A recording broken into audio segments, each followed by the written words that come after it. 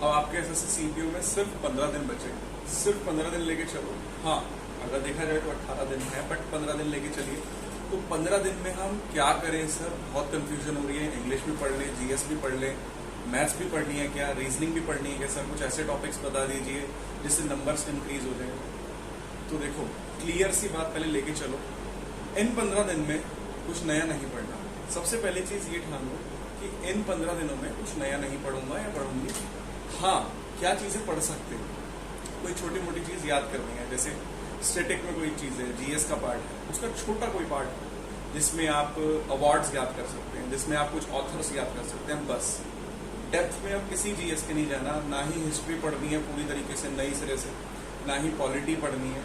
अब सिर्फ रिवीजन करनी है। सिर्फ रिवीजन अगर कोई बच्चा करता है, जीएस में पॉलिटी की भी कर रखी है अगर आपने तैयारी, और पॉलिटी को भी पढ़ रहे हैं, क्योंकि अब 15 दिनों में मैं ये नहीं बोलूंगा कुछ जादू हो जाएगा, लेकिन हाँ, पॉलिटी की रिवीजन कर लो। अगर पॉलिटी पढ़ी हुई है, जीएस की मदद करो। करंट अफेयर्स अगर रिवाइज कर सकते हैं, और हाँ, 100-200 क्वेश्चन की जो मैराथन क्लासेस होती हैं किसी की भी, वो देखकर उस करंट अफेयर्स को प्रिपेयर कर लीजिए। इन 15 दिनों में जीएस का यहाँ से हो जाएगा आपका, जो भी आपने तैयार कर रखा है उसको रिवाइज कीजिए। इंग्लिश में मैंने 30 क्वेश्चंस ऐसे बताए थे जहां आपको कोई वोकैबुलरी, कोई इडियम फ्रेज, कोई सिनोनियम एंटोनियम, कोई वन वर्ड सब्स्टिट्यूशन नहीं चाहिए। जहां आपको सिर्फ क्या चाहिए? एक अंडरस्टैंडिंग चाहिए कि हमें एरर कैसे फाइंड करना है। अंडरस्टैंडिंग रूल रटने से नहीं बोलूंगा, केवल उससे आती है। अंडरस्टैंडिंग आपकी रीडिंग से भी आती है। अगर आप रीड कर रहे हो, वह जाता है हिंदी में, तो आप पहचान जाओगे अगर मैं लिखूंगा वह जाते हैं, नहीं ना? तो ऐसे ही is going, he are going is wrong, ठीक है? तो ये चीजों को पहचानो। 30 क्वेश्चन फ्री के मिलेंगे, कुछ गेस वर्क करके भी आना। क्लियर है? अब नए वर्ड्स मत पढ़ने बैठना, ये रिक्वेस्ट है आप सबसे। ये उन बच्चों के लिए बोल रहा हूँ जो उतनी तैयारी नहीं कर पाए थे और इन 15 दिन में चाह रहे हैं कि हम एटलीस्ट प्रीलिम्स क्वालिफाई कर लें। ये वीडियो उनके लिए बहुत काम आएगी। 30 क्वेश्चन यहाँ से 30 प्लस का टारगेट लेके चलो इंग्लिश में, 15 क्वेश्चन जीएस में करके ही आने हैं, मिनिमम 45।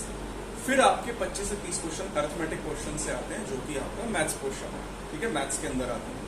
उसमें profit loss, percentage, ratio, proportion, time and work, time, speed and distance. जिस बच्चे ने करा हुआ है ना, और एवरेज भी आप ऐड कर रहे हो, वो 25 प्लस क्वेश्चन करके आ जाएगा। आप लिखवा लो, 25 प्लस क्वेश्चन आप करके आ जाएंगे। क्लियर है? तो 45 और 25 70 हो गए आपके, 70 इसीलिए हो गए। अब रीजनिंग एक ऐसा टॉपिक होता है जिसको मैं पढ़ाता भी हूँ कोचिंग्स में, आपने शायद सुना भी होगा मेरी वीडियो में। रीजनिंग में आप 45 प्लस ले सकते हैं, बिल्कुल 100% एक्यूरेसी के साथ। ये मैं आप सबके लिए बोल रहा हूँ, क्योंकि मुझे पता है कि आप उतनी तैयारी नहीं कर पाएंगे, या अगर कर लिए तो उसको कैसे बूस्ट कर रहे हैं। अदरवाइज इंग्लिश में भी 100% एक्यूरेसी आती है, रीजनिंग में भी, मैथ्स में भी आती है। मेरी आई हुई है, मैं बैंकिंग एग्जाम्स भी दिए थे तो उसमें भी मेरी एक्यूरेसी 100% रही है। तो इसलिए मैं आपको एडवाइस कर रहा हूँ कि रीजनिंग में 45 प्लस स्कोर करना ही करना है। तो 70 और 45 115 स्कोर हो जाएगा, रॉ स्कोर आप सबका। जो भी बच्चियां, जो भी लड़की लड़के चाहते हैं फर्स्ट टाइम में प्रीलिम्स क्वालिफाई करना, बिल्कुल टेंशन मत लो, कुछ भी नया नहीं पढ़ोगे, सिर्फ रिवाइज करोगे। इंग्लिश, मैथ्स, रीजनिंग को अच्छे से कर आओगे, मैथ्स फुल भी नहीं करके आओगे, तब भी काम चल जाएगा। क्लियर है? बट 45 प्लस रीजनिंग से, 25 से 30 क्वेश्चंस मैथ्स के, 30 क्वेश्चंस अच्छे से सही होने चाहिए हमारे इंग्लिश के, और 15 क्वेश्चंस आपके जीएस के। तब आपका 115 के अराउंड स्कोर बन रहा होगा, और वो रॉ स्कोर होगा तो नॉर्मलाइज में 4-5 नंबर बढ़ते भी हैं, तो आप प्रीलिम्स क्वालिफाई कर जाएंगे। Whether you are from general category or from ST category, doesn't matter, वो क्लियर हो जाएगा। ठीक है? तो ये एडवाइस मानेंगे। लास्ट 15 दिन आपको मॉक्स देने हैं डेली, डेली एक मॉक देंगे, मतलब 200 क्वेश्चन, 2 घंटे, 4 घंटे एनालिसिस करो, जो उसमें नया मिल रहा है उसको नोट डाउन करो। वहां से आपको पता लगेगा कि एग्जाम टाइम में आप कैसे अपनी स्पीड को या अपने टाइम को मैनेज कर रहे हो।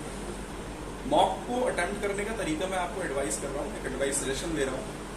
सबसे पहले आप उठाएंगे रीजनिंग। ये मेरा ओपिनियन है, हो सकता है बहुतों को सही ना लगे, अपने ओपिनियन के साथ जाना। मैं अपना ओपिनियन शेयर कर रहा हूँ। मेरा ओपिनियन मानना जरूरी नहीं है, लेकिन हाँ, अगर इम्प्रूवमेंट हो रही है उससे तो मान सकते हैं। फर्स्ट आप रीजनिंग करेंगे, मैं तो यही करता हूँ। देन आप पहुंचेंगे फटाफट से इंग्लिश पे, ठीक है? देन आप पहुंचेंगे जीएस पे, और लास्ट में करेंगे मैथ्स। रीजनिंग हमारा कॉन्फिडेंस इंक्रीज करता है, इंग्लिश भी हमारा कॉन्फिडेंस इंक्रीज करता है, फिर जीएस थोड़ा सा कॉन्फिडेंस लो कर देता है, तो यहाँ तक इंक्रीज हो ही चुका था। तो जीएस में हम टैकल कर लेंगे। लास्ट का 1 घंटा 30-40 मिनट बचाने हैं मैथ्स के लिए, ढंग से आराम से मैथ्स करने के लिए। क्लियर है? तो ये लास्ट 15 डेज की स्ट्रेटेजी मैंने शेयर कर दी है। इसके अलावा आप किसी की वीडियो, कोई भी यूट्यूब चैनल, सब बना रहे हैं आपके फ्रूटफुल रिजल्ट्स के लिए, बट अब किसी का मत सुनो, कंफ्यूज हो जाओगे। इस वीडियो के बाद अगर आपने 15 दिन ये मेहनत कर ली जो मैं बता रहा हूँ, डेली मॉक टेस्ट, और जिस जिस टॉपिक के मैंने नाम बताया उतना उतना पढ़ लिया, तो आप सब मुझे कमेंट करेंगे कि हाँ सर मेरा एसएससी सीजीएल प्रीलिम्स क्वालिफाई हो गया। कोई वीडियो से कंफ्यूज मत हो, बहुत सारे यूट्यूबर्स बहुत सारी वीडियोस बनाएंगे, बट वो भी आपको समझाने के लिए बना रहे हैं, लेकिन ज्यादा सुनोगे तो कंफ्यूज हो जाओगे। क्लियर है? तो अगर चैनल पे नए हो तो उसको सब्सक्राइब करिए, और टेलीग्राम से नहीं जुड़े हैं तो मैं इसका डिस्क्रिप्शन में लिंक दे रहा हूँ, वो उसमें ऐड हो सकते हैं। तो इन्फॉर्मेशन जो होती है फ्रूटफुल वो मैं शेयर करता रहता हूँ। ठीक है? Thank you so much guys.